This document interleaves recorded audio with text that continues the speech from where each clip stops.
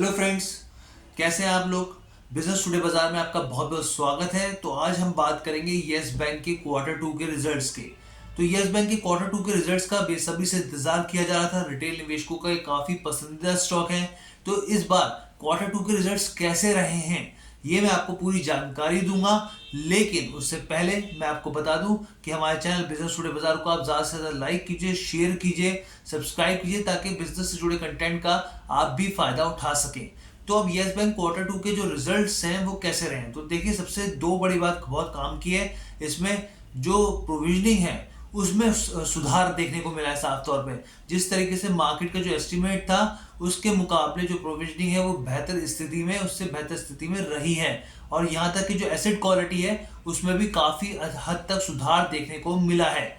अब हम इसके रिजल्ट्स के बाद एक बार बात करते हैं कि जो कंपनी की तरफ से जो बीएससी पर जानकारी दी गई है अपने रिजल्ट्स के बारे में, वो रिजल्ट्स आखिर रहे कैसे हैं। तो सबसे पहले हम बात करते हैं नेट प्रॉफिट की। तो नेट प्रॉफिट की मैं बात करूं तो उसमें 47% की बढ़ोतरी दर्ज की गई है। जी हाँ, 47% की। अगर आप अभी की बात करें तो 47% बढ़कर 225 करोड़ जो है वो नेट प्रॉफिट आया है। लेकिन अगर इसको हम पिछले साल के इसी क्वार्टर में कंपेयर करें तो तब उस समय जो प्रॉफिट था वो कंपनी का 152 करोड़ था। 152 करोड़ से बढ़कर ये 225 करोड़ रुपए हो गया, यानी कि 47% की बढ़ोतरी हुई है।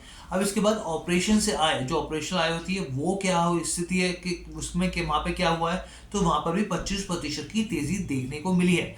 25% की तेजी यहाँ पर भी रही है और ये 25% बढ़कर 7,290 करोड़ के आसपास हो गया है। पिछले साल इसी क्वार्टर में क्या स्थिति थी, पिछले साल जो ऑपरेशन से आय थी वो थी करीब 6,348 करोड़।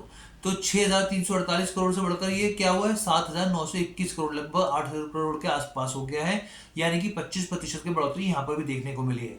अब ग्रॉस एनपीए रेशो की बात करते हैं यहाँ पर। तो ग्रॉस एनपीए रेशो क्या रहा है, तो ग्रॉस एनपीए रेशो की बात करें तो यहाँ पे 2% रहा है।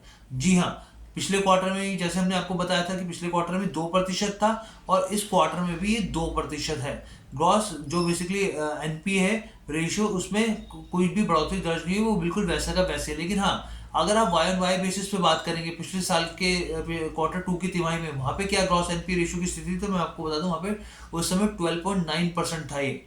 और सोचिए 12.9% से ये 2% पे तो आया है, लेकिन पिछले क्वार्टर में भी, क्वार्टर वन में भी 2% था और अभी भी 2% वहां पर ही स्टेगनेंट है। इसके अलावा नेट एनपीए रेशियो की क्या स्थिति है, तो नेट एनपीए, क्योंकि इससे पहले वाला मैंने जो आपको बताया वो ग्रॉस था, नेट एनपीए रेशियो की स्थिति भी जान लेते हैं। तो नेट एनपीए रेशियो की स्थिति क्या है, 0.9% इसमें गिरावट दर्ज की गई है। जी हाँ, 0.9% की गिरावट दर्ज की गई है। वाई वाई बेसिस पे देखा जाए तो पिछले साल इसी क्वार्टर में 3.6% था। 3.6% से इसको 0.9% पर लेकर आया है ये बैंक। तो यानी इस लिहाज से नेट एनपी रेशियो की स्थिति बेहतर है। अब हम बात करते हैं एनआईआई यानी नेट इंटरेस्ट इनकम की। वहां पर क्या स्थिति है, क्योंकि नेट इंटरेस्ट इनकम हो गया तो काफी इंपॉर्टेंट रोल अदा करता है बैंक के लिए, बैंक की कमाई में। तो यहाँ पे जो स्थिति है वहां पे गिरावट देखने को मिली है। यहाँ पर 3.3% की गिरावट है। जी हाँ, अगर वाई वाई बेसिस पे देखेंगे तो इसमें 3.3% की गिरावट है और 3.3% से गिरकर ये 1,925 करोड़ हो गया है। यहाँ पर ये स्थिति है। अब उसके बाद मैं आपको प्रोविजनिंग की बात करूं तो प्रोविजनिंग जो कॉस्ट है उसमें 14% की गिरावट दर्ज की गई है। वाई वाई बेसिस पर देखें अगर तो प्रोविजनिंग कॉस्ट में 14% की गिरावट है। वहीं कासा रेशो की बात की जाए तो कासा रेशो भी जो है वो स्टेबल है। अब यहाँ पे बात करते हैं कि स्टॉक की चाल कैसे रही है। तो स्टॉक की चाल के बारे में हम आपको बताते हैं। अगर फ्राइडे की बात की जाए तो फ्राइडे को जो स्टॉक था इसमें करीब करीब 2% की तेजी के साथ ही बंद हुआ था 17 रुपये 35 पैसे पर। अगर हम लोग पिछले 6 महीने का इसके मूवमेंट की बात करें तो करीब 10.5% की तेजी दर्ज की गई है। वहीं वाईटीडी यानी ईयर ऑन डेट की बात करें, यानी कि इस साल की शुरुआत से लेकर अब तक ये स्टॉक कितना भागा है, तो इसमें आपको 20% की गिरावट मिलेगी। जी हाँ, 20% की गिरावट मिलेगी।